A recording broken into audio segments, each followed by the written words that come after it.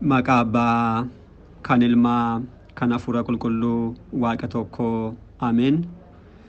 Dhiifamaa fi tolummaa isaa nuuf baay'isee Waaqayyo Abbaan keenyaa akka baay'ina cubbuu keenyaa osoo hin taane akka tolummaaf dhiifama isaatti eegee tiksee hanga isaatti kanatti kan nu ga'e maqaan isaa qulqulluun guddaa kan galatoomee fi kan ulfaate nuuf haa ta'u. Maatiiwwan Waaqayyoo ijoolleen haadha keenya qulqulleettii Dubroo Maariyaam bakka adda addaa taa'uudhaan sagalee kana kan dhaggeeffattan hundumti keessan maqaa gooftaa keenyaaf fayyisaa keenyaa Iyyasuus Kiristoosiin nagaan isin gaafadha. Akka isaatii bakka jirtaniitti akkam bultanii, akkam ooltanii, akkam galgaleessanii. Ameen. Galateeffamuun amala uumaa keenyaa fayyisaa keenyaa Iyyasuus Kiristoos kan ta'e maqaan isaa baddaa samii irratti afaan qulqulloota argamoota isaatiin afaan qulqulloota abbootii keenyaaf harmoolii keenyaadhaan kan galateeffamu nu birattis guddaa kan galatoomee fi kan ulfaate nuuf haa ta'u. Deessuu gooftaa keenyaa haadhanduma keenyaa qulqulleettii Dubroo Maariyaam akkasumas qulqulloota ergamoota Waaqayyoo qulqulloota abbootii keenyaaf harmoolii keenya hunduma isaaniif akka kennaa isaaniitti galannii fi ulfinni guddaan isaaniif haa ta'u. Egaan maatiiwwan Waaqayyoo barumsaa keenya koorsii dubbii haadha keenya qulqulleettii Dubroo Maariyaam guyyaa darbee akkuma yaadattan boqonnaa haaraadha kan eegalle. Boqonnaa shanaffaa ibsituuwwan ulfina haadha keenya Dubroo Maariyaam kanneen jedhuun boqonnaa kana eegallee kutaa jalqabaasaa maqaawwan Dubroon ittiin waamamtu kan jedhu eegallee akka turre ni beekama. Egaan Dubroon haati keenya guyyaa darbee akkuma barannu jechuudha. Maqaawwan baay'ee kabaja ishee kan ittiin ibsaman, ulfinni ishee kan ittiin ibsaman.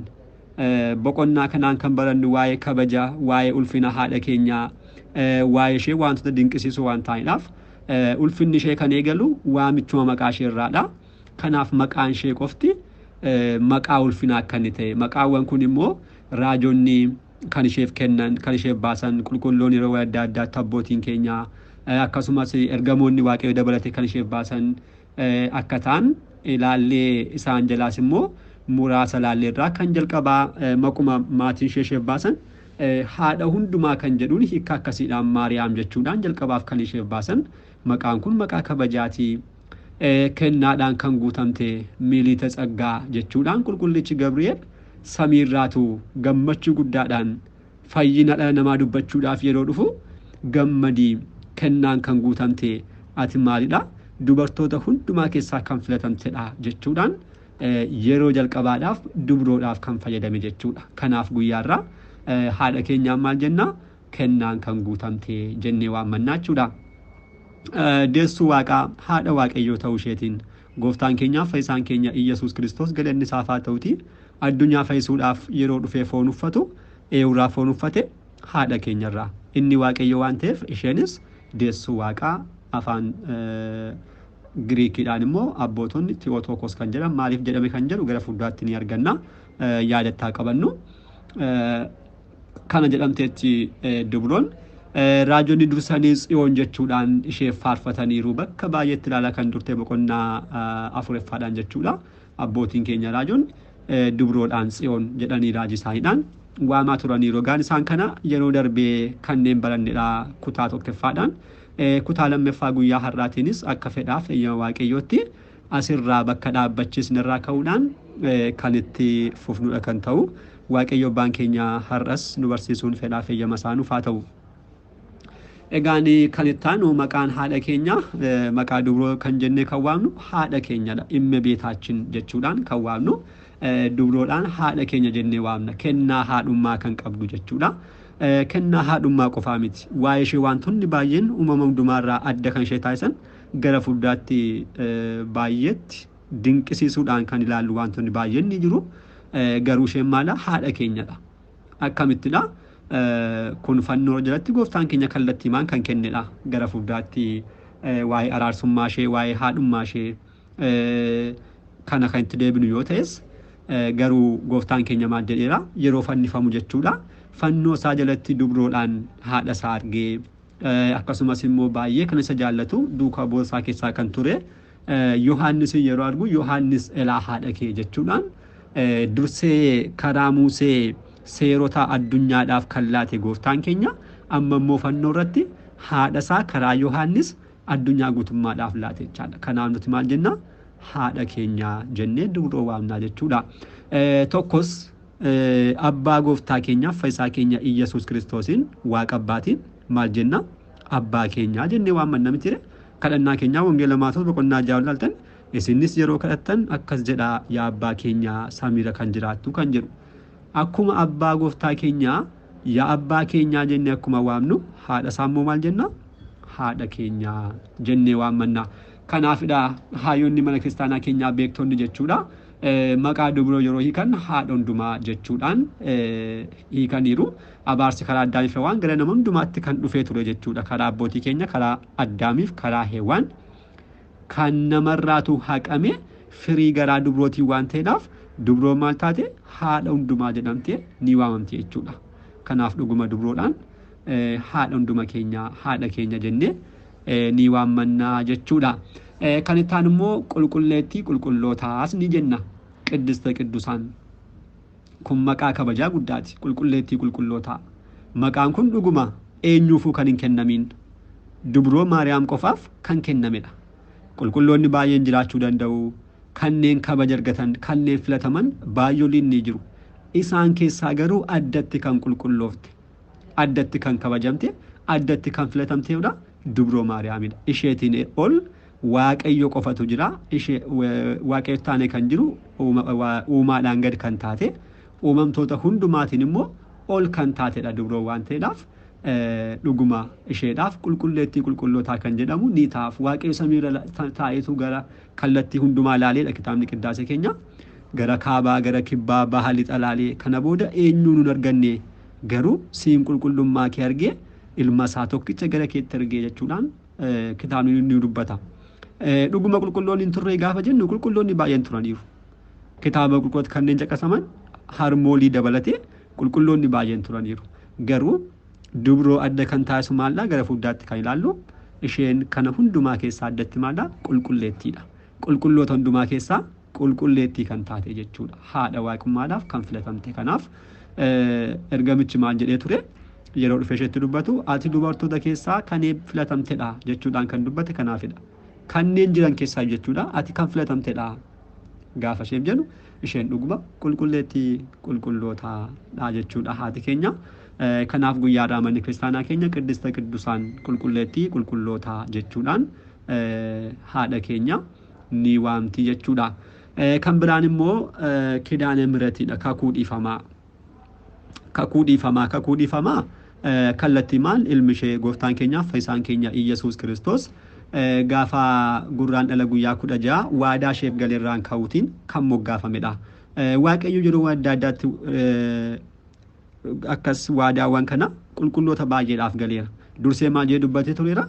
Warreen filadhe waliin waadaa kon taasisee jedhee faarsaa 88 lakkoofsa 3ffaatti kan argannu jechuudha. Waaqayyo akkuma akka jedhee dursee kan akka Nooyi wajjirraan Abrahaam qulqulloota adda addaa wajjirraan waadaawwan adda addaa raawwateera. Boodas immoo maal taasise? Haadha isaa qulqulleettii qulqullootaa kan taate qulqulloota kana hundumaadhaaf mataa ta'uudhaan kan caqasamtu isheedhaafis immoo maal galeera? Waadaa isheef galeera jechuudha.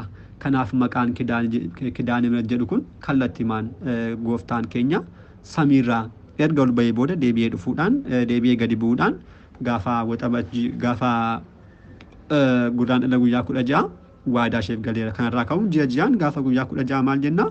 Kidaane mirat jechuudhaan kan kabajnu jechuudha. Kanaaf abboonni maal jedhaniiru? Waadaa siif galameen dhiifama nuuf roobsistaa yeroo jedhan kakuu dhiifamaa yookiin kidaane mirat jechuudhaan harmee haadha keenya ni waamnaa jechuudha. Kan biraan immoo fayyistuu addunyaati. Fayyistuu addunyaa afaan Gi'iziidhaan beezaawwiti aalem kan jennu jechuudha.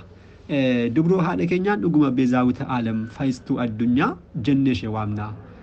Maaliifidha kun? Gooftaan keenyaaf fayyisaan keenya Iyyasuus Kiristoos fayyisaa addunyaati.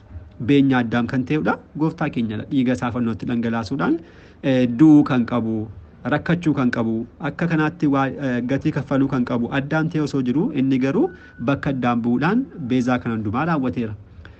Dubrootiin akkamittidha beezaawita aalam kan jenne gooftaan keenya dubbii fayyisummaa kana kan raawwate akkamittidha foon uffachuutiinidha. Foon uffatee fannoo irratti immoo fannifamuudhaan qulqulluu kan ta'e dhiiga kutee foonsaa kutee laachuudhaan jireenya bara baraa kan nama galchu foon kennuu nyaata jireenyaa kennuudhaan akkasumas dhiiga isaa dhangalaasuudhaan jireenya bara baraa kan argamsiisu dhugaatii jireenyaa kennuudhaan cinaacha isaa keessaa kan dhangala'een immoo bishaan sanaan immoo maal taana cuubamnee mucummaa isaa kan ittiin argannu. Isaan kun dubbiiwwan fayyinaa gurguddoo guyyaa jimaataa raawwatamanidha.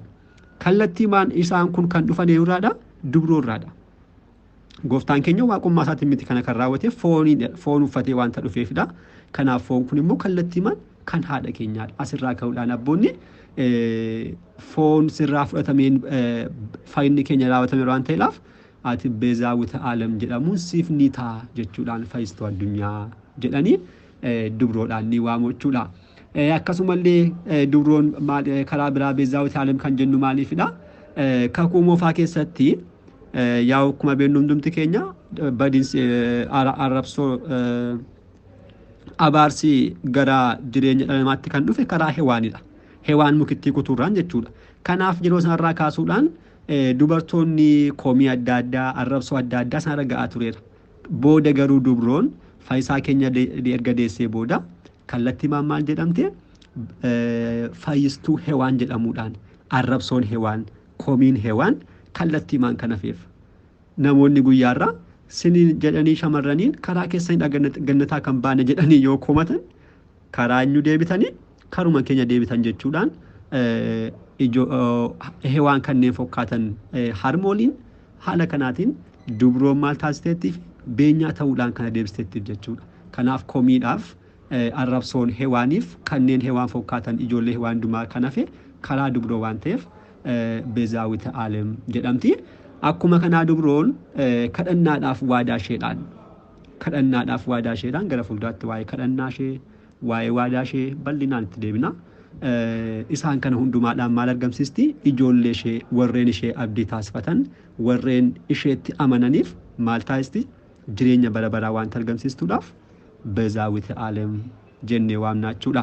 Dhuguma kadhannaa ishee waadaan isheen wajjirraan ta'e jireenya bara baraadhaaf nu ga'uun fedha uumaa keenyaa nuuf haa ta'u. Kanaaf abboonni keenya fayyistuu addunyaa jennee jedhanii akkuma nuuf ka'an manni kiristaanaa keenya har'a haala kanaatiin dubroodhaan fayyistuu addunyaa jetti jechuudha. Kan xumuraaf kan ilaallu haadha ifaa kan jedhudha. Dhimma biraan kan jedhu haadha ifaa. Dhuguma dubroon haadha ifaati. Ifa kan argamsiiste jechuudha. Kun akkamittidha? Galanni isaaf haa ta'utii gooftaan keenyaaf fayyisaan keenya Iyyasuus Kiristoos gara lafaatti foon uffatee yeroo mul'ate maal jedhee dubbate ture? Ani ifa addunyaadha jechuudhaan dubbateera. Dhuguma ifa addunyaadha. Waa'ee Kiristoos miti barachaa kan jirru. Kiristoos garuu ifa addunyaadha. Addunyaa dukkanoofteef maal kan taasise?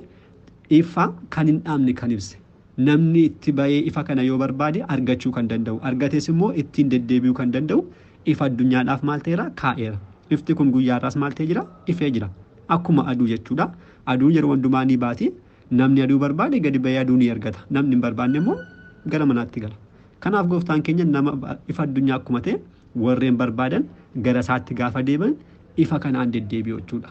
Egaan dubroorraatu kan dhalate gooftaan keenyaaf fayyisaan keenya Yesuus Kiristoos ifa addunyaa yeroo jedhamu ifa addunyaa kana kan deesse dubroon immoo maal jedhamti? Haadha ifaa jedhamuudhaan waamamti jechuudha. Kanaaf dhuguma haadha ifaa jenne haadha keenyaan dubroo ni faarfannaa ni galateeffannaa bakka adda addaatti ati haadha dhugaadha jechaa ati haadha ifaadha jechuudhaan abboonni isheedhaaf dubbataniiru. Egaan maqaawwan kun muraasadha amma ammaatti kan ilaalle maqaawwan dubroo baay'een akka isaan jiran kitaabilee adda addaa osoo ilaaltanii baay'ee gaariidha. Asumaanis akka dubbistaniidhaaf assaayimentii tokko jirti.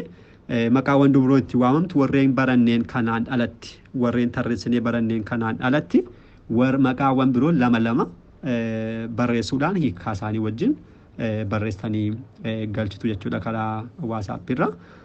Kanaaf kana qabadha. Turtii torbee tokko keessatti raawwannaa jechuudha assignmentii kana. Kanaaf waa'ee maqaa haadha keenya dubroo asuma irratti haa dhaabbachisnu. Mata duree itti aanee kan barannu waa'ee wantoota haadha keenya dubroo Maariyaamidhaan uumamtoota hundumaarraa adda ishee taasisan kan jedhuun barumsa keenya kutaa itti aanurraa kaasne kan itti fufnu kan ta'u. Har'aaf asuma irratti nu haa ga'u. Abbaa sagalee kanaa kan ta'e Waaqayyo Abbaa keenyaaf galannii fi ulfinni guddaan isaaf haa ta'u. Eebbi jaalalli kadhannaan haadha keenya qulqulleettii dubroo Maariyaam hunduma keenya wajjirraan haa ta'u. Kutaa itti aanuun hanga deebinutti nagaa Waaqayyootiin turtii gaarii. Galanni Waaqayyoof.